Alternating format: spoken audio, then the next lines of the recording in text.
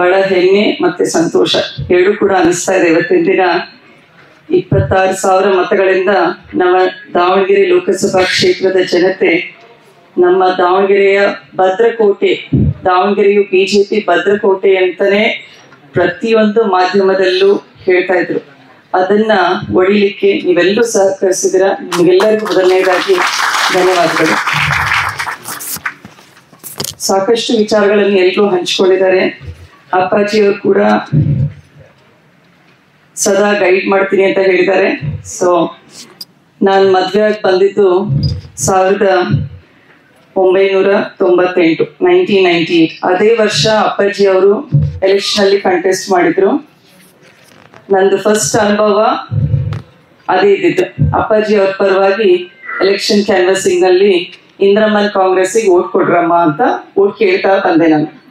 ಆ ಎಲೆಕ್ಷನ್ ಅಲ್ಲಿ ಅಪ್ಪಾಜಿ ಅವ್ರು ಗೆದ್ರು. 13 ತಿಂಗಳು MP ಆಗಿ ಅವರು ವರ್ಕ್ ಮಾಡಿದ್ರು.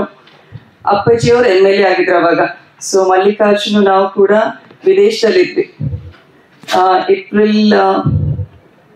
ಏಪ್ರಿಲ್ ಮೇ ತಿಂಗಳಲ್ಲಿ ಮತ್ತೆ ಅವ್ರನ್ನ ಕರೆಸ್ಬಿಟ್ಟು ಅಪ್ಪಾಜಿ ಅವ್ರ ಎಲೆಕ್ಷನ್ ಅಲ್ಲಿ ಗೆದ್ರು. ಮಲ್ಲಿಕಾರ್ಜುನ್ ಅವ್ರನ್ನ ಆ ಸ್ಥಾನದಲ್ಲಿ ಅವರು MLA ಬೈ ಎಲೆಕ್ಷನ್ ಅಲ್ಲಿ ಕಂಟೆಸ್ಟ್ ಮಾಡಿದ್ರು. ಮತ್ತೆ ಎಲೆಕ್ಷನ್ ಅಲ್ಲಿ ಪ್ರಚಾರದಲ್ಲಿ ತೊಡಗಿದೆ. ಒಂದೇ ವರ್ಷದಲ್ಲಿ 2 ಎಲೆಕ್ಷನ್ ನಲ್ಲಿ ಅಪ್ಪಾಜಿ ಅವ್ರ ಪರವಾಗಿ ಮಲ್ಲಿಕಾರ್ಜುನ್ ಅವ್ರ ಪರವಾಗಿ ಕ್ಯಾನ್ವಸಿಂಗ್ ಮಾಡಿ ಇಬ್ರು ಕೂಡ ಜಯಗಳಿಸಿದ್ರು. ನಂತರ ಎಲೆಕ್ಷನ್ ಅಲ್ಲಿ ಮಲ್ಲಿಕಾರ್ಜುನ್ ಅವ್ರು MLA ಕಂಟೆಸ್ಟ್ ಮಾಡಿದ್ರು, ಅಪ್ಪಾಜಿ ಅವ್ರು MP ಕಂಟೆಸ್ಟ್ ಮಾಡಿದ್ರು. ಅದೊಂದು ಫಸ್ಟ್ ಎಲೆಕ್ಷನ್ ಅಪ್ಪಾಜಿ ಅವ್ರು ಸೋತ್ರು, ಮಲ್ಲಿಕಾರ್ಜುನ್ ಅವ್ರು ಗೆದ್ದು ಕರ್ನಾಟಕ ಸರ್ಕಾರದಲ್ಲಿ ಕ್ರೀಡಾ ಸಚಿವರಾಗಿ SM ಕೃಷ್ಣ ಗವರ್ಮೆಂಟ್ ನಲ್ಲಿ ಕೆಲಸ ಮಾಡಿ 15,000 ಆಶ್ರಯ ಮನೆಗಳು ಇದೆಲ್ಲ ದಾಖಲೆ ಮಟ್ಟದ ಕೆಲಸಗಳನ್ನು ಮಾಡಿದ್ದು ಆ ಪೀರಿಯಡ್ ನಲ್ಲಿ.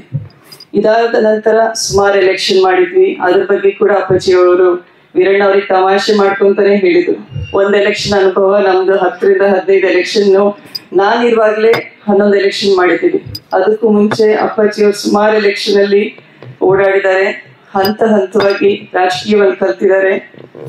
ಅದನ್ನ ನಾವು ಕೂಡ ಮನೇಲಿದ್ದು ಅಪ್ಪಾಜಿಯವರ ಒಂದು ನಡವಳಿಕೆ, ಅವರ ಒಂದು ಆಲದ ಮರವಾಗಿ ಅವರು ಎತ್ತರವಾಗಿ ಬೆಳೆದು ಬಾಪೂಜಿ ವಿದ್ಯಾಸಂಸ್ಥೆಯನ್ನು ಅಡಿಯಲ್ಲಿ ಬರುವಂತಹ ಎಲ್ಲ ಸಂಸ್ಥೆಗಳನ್ನು ಕೂಡ ಅದೇ ರೀತಿ ನೋಡ್ಕೊಂಡು ಬಂದಿದ್ದಾರೆ.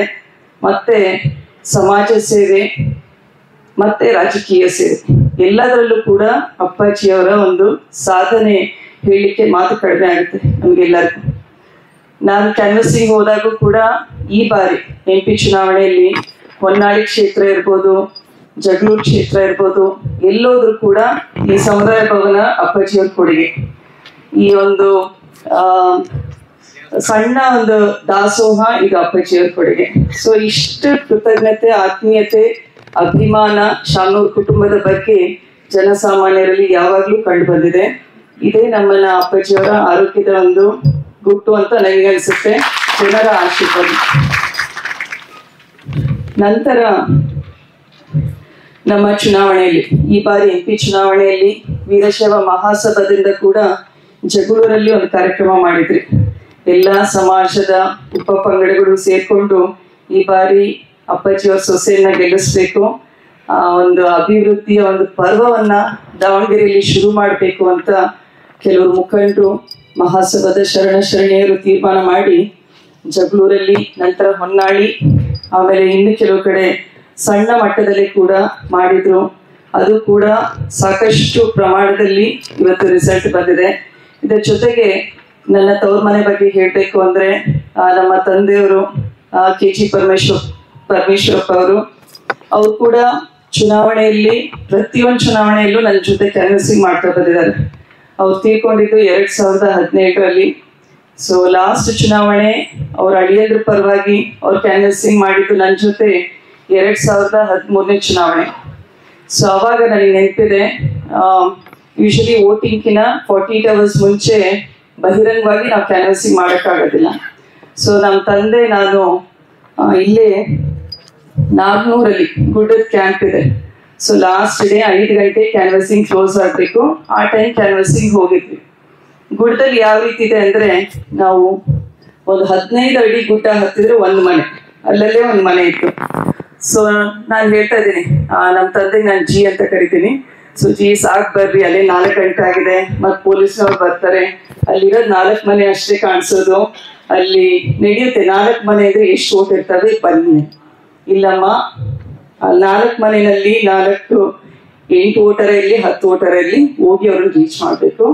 ಸೊ ಈ ಮಾತುಗಳು ಅವರ ಕಡೆ ಎಲೆಕ್ಷನ್ನು ಇದು ನನ್ನಲ್ಲಿ ಶಾಶ್ವತವಾಗಿ ಬೇರೂರಿದೆ. ಆ ಒಂದು ಪ್ರಾಮಾಣಿಕತೆ ಜನರಲ್ಲಿ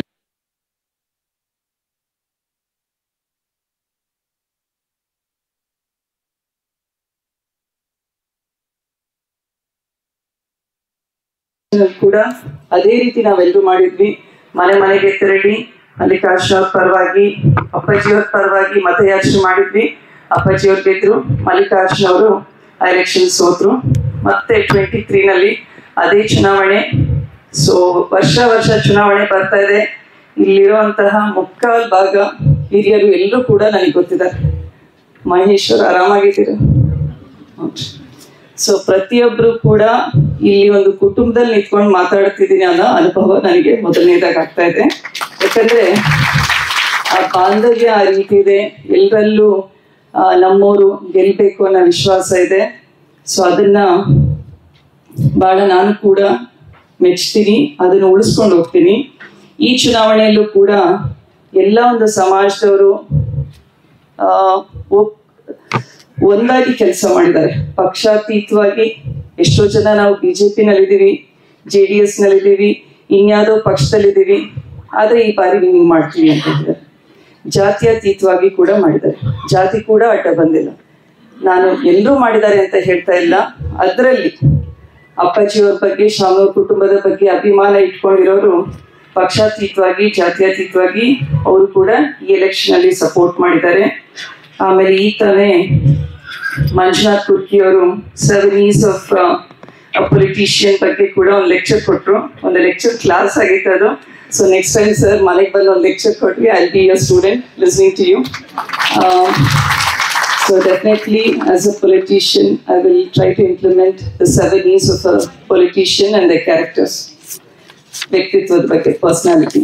ದೆನ್ ಇದ್ರ ಜೊತೆಗೆ ನಾವು ಕೂಡ ಎಲೆಕ್ಷನ್ ಮಾಡುವಾಗ ಸಾಕಷ್ಟು ವಿಚಾರಗಳ ಬಗ್ಗೆ ಮಾತಾಡಿದ್ವಿ. ಅಪ್ಪಾಜಿ ಅವ್ರು ಹೇಳಿದ್ರು, ಕೇಂದ್ರದಲ್ಲಿ BJP ಸರ್ಕಾರ ಇದೆ, ಹೇಳಿದಷ್ಟು ಸುಲಭ ಇರೋದಿಲ್ಲ ಕೆಲಸಗಳನ್ನ, ಅಭಿವೃದ್ಧಿ ಕೆಲಸಗಳನ್ನ ಮಾಡ್ಲಿಕ್ಕೆ ಅಂತ. ಆದ್ರೆ ಪ್ರಾಮಾಣಿಕತೆ ಇರಬೇಕು. ಯಾವುದೇ ಆದ ಪೊಲಿಟಿಷಿಯನ್ ಇದ್ರು ಕೂಡ ಅವರಲ್ಲಿ ಪ್ರಾಮಾಣಿಕವಾಗಿ ಕೆಲಸ ಮಾಡುವುದು ಮೊದಲನೇ ಗುಣ ಅಂತ ನನಗನ್ಸುತ್ತೆ. ತಮ್ಮ ಕ್ಷೇತ್ರದ ಜನತೆ, ತಮ್ಮ ಕೆಲಸಗಳ ವಿಚಾರದಲ್ಲಿ ಪ್ರಾಮಾಣಿಕತೆ ಇರಬೇಕು ಅಂತ. ನಾನು ಕೂಡ ಪ್ರಮಾಣ ವಚನ ಇನ್ನೂ ಸ್ವೀಕರಿಸಿಲ್ಲ. ಇದೇ ತಿಂಗಳು 24-25 ಟಿಲ್ ಜುಲೈ 3 ತನಕ ಸೆಷನ್ ಇದೆ. ಸೊ ಆ ಪೀರಿಯಡ್ ನಲ್ಲಿ ಪ್ರಮಾಣ ವಚನ ಸ್ವೀಕರಿಸ್ತೀನಿ. ಬಟ್ ಹಳೆ ಪಾರ್ಲಿಮೆಂಟ್ಗೆ ಮೊನ್ನೆ ಡೆಲ್ಲಿಗೆ ಹೋದಾಗ ಮೊದಲು ನಾನು ಮಾಡಿದ ಕೆಲಸ ಏನು ಅಂದ್ರೆ, ನಮ್ಮ ಕ್ಷೇತ್ರದ ಜನತೆ ಯಾರು ಮತ ಚಲಾಯಿಸಿ ಗೆಲ್ಲಿಸಿ ನಮಗೆ ಆ ಅರ್ಹತೆ ಕೊಟ್ಟಿದ್ದಾರೆ, ಇಲ್ಲಿ ಬಂದು ನಿಂತ್ಕೊಂಡು ಅವ್ರ ಪರವಾಗಿ ಮಾತಾಡ್ಲಿಕ್ಕೆ ಮೊದಲು ಅವರಿಗೆ ಕೃತಜ್ಞತೆ ಸಲ್ಲಿಸಿ ನಾನು ಆ ಮೆಟ್ಟಿಲುಗಳನ್ನ ಏರಿ ಆ ಒಂದು ಸಭಾಂಗಣದಲ್ಲಿ ಕೂತ್ಕೊಂಡಿದ್ದೆ. ಸೊ ಆ ಒಂದು ಅನುಭವಕ್ಕೆ, ಆ ಜವಾಬ್ದಾರಿಗೆ ನಿಮಗೆ ಚಿರಋಣಿಯಾಗಿರ್ತೇನೆ. ಮತ್ತೆ ಈಗ ಅಪ್ಪಾಜಿ ಸಾಕಷ್ಟು ಅಭಿವೃದ್ಧಿ ಕೆಲಸಗಳ ಬಗ್ಗೆ ಕೂಡ ಚಿಂತನೆ ಇದೆ. ಡೆಫಿನೆಟ್ಲಿ ಈಗ ನಮ್ಮ ಕ್ಷೇತ್ರದಲ್ಲಿರುವಂತಹ ಆರೋಗ್ಯದ ಬಗ್ಗೆ, ಒಂದು PHC ಇಂದ ಹಿಡಿದು ಜಿಲ್ಲಾ ಆಸ್ಪತ್ರೆ, ಅಲ್ಲಿ ಏನೇನು ವ್ಯವಸ್ಥೆಗಳಾಗಬೇಕು ಅದ್ರ ಬಗ್ಗೆ ಕೂಡ ಒಂದು without any foul play, transparency, funds ಸರಿಯಾಗಿ ಮುಟ್ಬೇಕು, ಅದ್ರ ಬಗ್ಗೆ ಕೆಲಸ ಮಾಡ್ತೀನಿ. ದೆನ್ ಅದೇ ರೀತಿ ಶಿಕ್ಷಣ ಕ್ಷೇತ್ರ, ನಮ್ಮ ಎಲ್ಲ ಸರ್ಕಾರಿ ಶಾಲೆಗಳಿದ್ದಾವೆ, ವಸತಿ ಶಾಲೆಗಳಿದ್ದಾವೆ, ಆಮೇಲೆ ಹಾಸ್ಟೆಲ್ಗಳ ಬಗ್ಗೆ, ಅದ್ರ ಬಗ್ಗೆ ಕೂಡ ಕೆಲಸ ಮಾಡೋಣಂತೆ. ಅದೇ ರೀತಿ ಮಹಿಳೆಯರಿಗೆ ಉದ್ಯೋಗ ಅವಕಾಶ, ಗುಡಿ ಕೈಗಾರಿಕೆಯಿಂದ ಹಿಡಿದು ಸಣ್ಣ ಕೈಗಾರಿಕೆಗಳು, ಇದ್ರ ಬಗ್ಗೆ ಕೂಡ ಒತ್ತು ಕೊಟ್ಟು ಕೆಲಸ ಮಾಡೋಣಂತೆ. ಇದಾದ್ಮೇಲೆ ದೊಡ್ಡ ದೊಡ್ಡ ಪ್ರಾಜೆಕ್ಟ್ಸ್ ಬರುತ್ತೆ. ಉಮಾಪತಿ ಅವರು ಹೇಳ್ದಂಗೆ ITBT ಕಂಪ್ನಿಗಳು ಮತ್ತೆ ಏರ್ಪೋರ್ಟ್, ಇದೆಲ್ಲದನ್ನು ಕೂಡ ಡೆಫಿನೆಟ್ಲಿ ರಾಜ್ಯ ಸರ್ಕಾರ ಇದೆ, ಅಪ್ಪಾಜಿ ಮಲ್ಲಿಕಾರ್ಜುನ ಅವರ ದೂರದೃಷ್ಟಿ ಇದೆ, ರಾಜಕೀಯ ಅನುಭವ ಇದೆ, ಕೇಂದ್ರದಲ್ಲಿ ರಾಜ್ಯದಲ್ಲಿ ಮಿನಿಸ್ಟ್ರಿಗಳು ಡಿಪಾರ್ಟ್ಮೆಂಟ್ ಬಗ್ಗೆ ಸಂಪೂರ್ಣ ಅನುಭವ ಇದೆ. ಸೊ ನನ್ನ ಕೆಲಸ ಏನು ಅಂದ್ರೆ, ಜನರನ್ನ ಸರಿಯಾಗಿ ಮಾತಾಡಿಸಿ, ಪ್ರತಿಯೊಬ್ಬರು ಅಪ್ಪಾಜಿಗೂ ಹೇಳಿದ್ರಿ ತಾನೆ 3 ತಿಂಗಳು 6 ತಿಂಗಳಿಗೆ ಒಂದು ಸಭೆ ಸೇರ್ಸೋಣ, ಚರ್ಚೆ ಮಾಡೋಣ ಅಂತ. ಇದನ್ನ ಪ್ರತಿ ಒಂದು 3 ರಿಂದ 6 ತಿಂಗಳಲ್ಲಿ ಜನತಾ ದರ್ಶನ ಅಂತ ಕಾರ್ಯಕ್ರಮ ಮಾಡಿ ತಾಲೂಕು ಮಟ್ಟದಲ್ಲಿರುವಂತಹ ಎಲ್ಲ ನಮ್ಮ ಶಾಸಕರು, ಮುಖಂಡರು ಇರ್ತಾರೆ, ಗ್ರಾಮ ಪಂಚಾಯತ್ ಮೆಂಬರ್ಸ್ ಇರ್ತಾರೆ, ಅವರನ್ನು ಕೂಡ ಚರ್ಚಿಸಿ ನಮ್ಮ ರೈತರ ಸಮಸ್ಯೆ, ನೀರಾವರಿ ಯೋಜನೆಗಳ ಬಗ್ಗೆ ಕೂಡ ಒತ್ತು ಕೊಟ್ಟು ಕೆಲಸ ಮಾಡೋಣ. ನಮ್ಮ ರಾಜ್ಯ ಹೆದ್ದಾರಿಗಳಿರ್ಬೋದು, ರಾಷ್ಟ್ರೀಯ ಹೆದ್ದಾರಿಗಳಿದ್ದಾವೆ, ಅದ್ರ ಬಗ್ಗೆ ಕೂಡ ಚರ್ಚೆ ಮಾಡಿ ಒಂದು ಅಭಿವೃದ್ಧಿ ಪರ್ವವನ್ನು ತರಲಿಕ್ಕೆ ಪ್ರಾಮಾಣಿಕವಾಗಿ ಶಾಮನೂರು ಮನೆತದ ಕುಟುಂಬ ಇವತ್ತಿನ ದಿನ ಮಾಡ್ತೀವಿ ಅನ್ನೋದು ನಾನು ನಿಮ್ಮೆಲ್ಲರಲ್ಲಿ ಹಂಚ್ಕೊಳ್ತೀನಿ. ಮತ್ತೆ ಅಪ್ಪಾಜಿಯವ್ರ ಬಗ್ಗೆ ಸಾಕಷ್ಟು ಹೇಳಿದ್ವಿ, SSK ಟ್ರಸ್ಟ್ ಬಗ್ಗೆ, ಆಮೇಲೆ ಕೋವಿಡ್ ಲಸಿಕೆ ಬಗ್ಗೆ. ಸೊ ನಾನು ಕೂಡ SSK ಟ್ರಸ್ಟ್ ಮೂಲಕ ಈಗ ನಮ್ಮ ಕಾರ್ಯಕ್ರಮಗಳು ದಾವಣಗೆರೆ ಉತ್ತರ, ದಕ್ಷಿಣ ಮತ್ತೆ ಗ್ರಾಮೀಣ ಭಾಗಕ್ಕೆ ಸೀಮಿತವಾಗಿತ್ತು.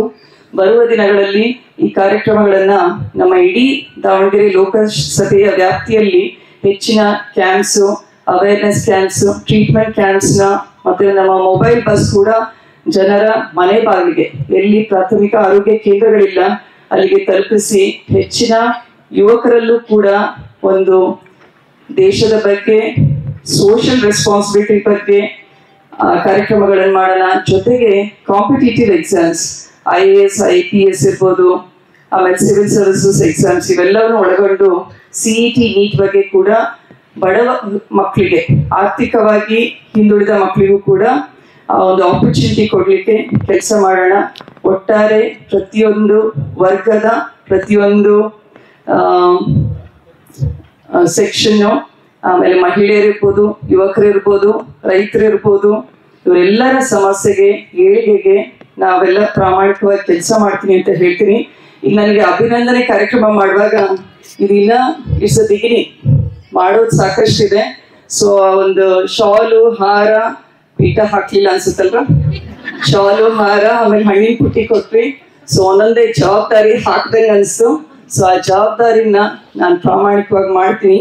ಇಷ್ಟು ಹೇಳಿ ಈ ಒಂದು ಗೆಲುವಿನಲ್ಲಿ ಪಾತ್ರರಾದ ಪ್ರತಿಯೊಬ್ಬರಿಗೂ ಕೂಡ ಮನಸ್ಪೂರ್ವಕವಾಗಿ ವಂದಿಸುತ್ತಾ ನನ್ನ ಮಾತು ಮುಗಿಸ್ತೇನೆ. ಧನ್ಯವಾದಗಳು.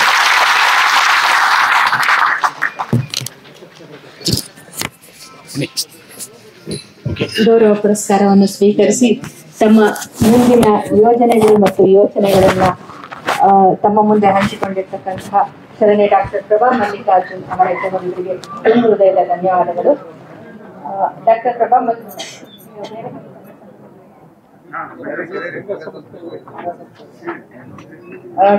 ಮಲ್ಲಿಕಾರ್ಜುನ್ ಲೋಕಸಭಾ ಸದಸ್ಯರು, ದಾವಣಗೆರೆ